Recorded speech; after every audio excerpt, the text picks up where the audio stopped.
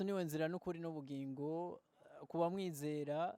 Twari mu giteramo kimeze neza cyane, abantu baryohewe sana. Turi kumwe na Destin, benshi muramuzi. Tukuramutse cyane Destin. Mahoro cyane, ndabaramukije nanje. Umeze neza? Ndashima umwami gose. Twari ngaha tugusanze ahantu mu giteramo, twavuga ko cyari giteramo ciratiro. Nkawe Destin, twashoboye kubona washoboye kuryohera abantu muri rusangi bivuye kuri Yesu Kristo. Muri rusange intumbero yawe kugira abantu bahe indirimbo z'ubwiza bw'Imana mbere banaryoherwe. Kuri wewe wabyakiriye gute muri rusange? Muri rusange ni umunezero kandi niteka tuba dutewe n'Imana ryo kutwemera guhagarara imbere y'ubwoko bwayo, tukanaronka n'ibintu tubuserva. Rero riba ari iteka, ubana n'umugisha udasanzwe. Yego. Niteka abanyamahanga Destin na Dorcas bashoboye kuba bari ngaha mu gihugu cy'u Burundi, kubona nkawe Destin washoboye gutegwa kamukaza kubashigikira. Umaze kumva nk'iyo nkuru yo kuza gushigikira abandi bavuye ahandi hantu, kuri wewe wavyakiriye gute? Nkuko nabibabwiye, no umugisha udasanzwe, si kuvuga gusa kuza gushigikira abashitsi canke kwakira abantu bavuye ahandi, ariko jewe nubwo niyo noba ngiye gukorera mu bantu bo ngaho iwacu, canke par exemple nubwo noba ngiye gukorera imbere y'abantu bitwa abasanzwe canke abari bo bose, ndabifata nk'ibakwe ridasanzwe. Rero urumva ni iteka gusumba mu gihe tuba twakiriye abantu bo mu mahanga, hama bakabona ati uri umwe mu bashoboye kwizerwa, bakaza kwakira abashitsi. Rero nibaza yuko ico ni ikintu kidasanzwe.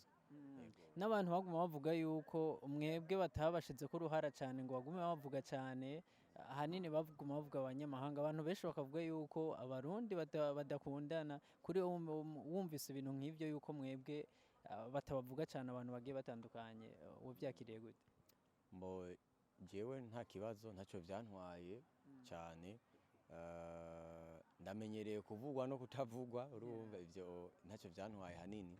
Ico ni focusinga ko jewe nuko izina ry'Uhoraho rivugwa, kuko igiwanje naho ryovugwa ntacyo rishobora gukora, ariko izina ry'Imana nobwa niryo rikomeye cyane. Hama ibi byo kuvuga abarundi n'abanyamahanga, ico ni kibazo peut-être tutazi ikizogikemura.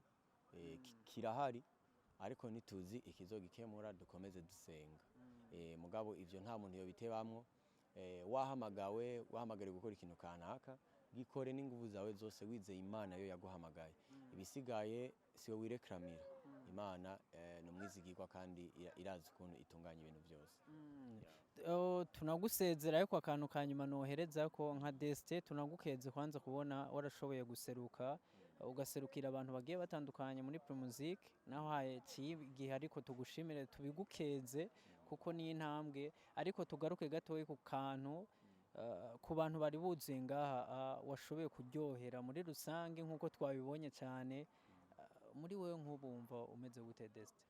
Iyo urumva gutegezwa kunezerwa iyo ubonye wagiriwe ibakwe ryo guhagara imbere y'abantu benshi, hama n'ivyo wahawe kubahereza ukumva bavyakiriye neza, urumva uranezerwa cyane, reba ari iteka. So jewe urumva nagize umunezero mwinshi kubw'ivyo. Tugushimire cyane.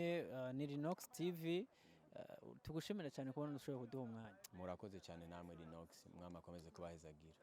Asante sana. Wongera unabwire n'akantu abarundi bose muri rusange. Abarundi bose turabakunda cyane, turi hano kugira ngo dukore ku bwanyu.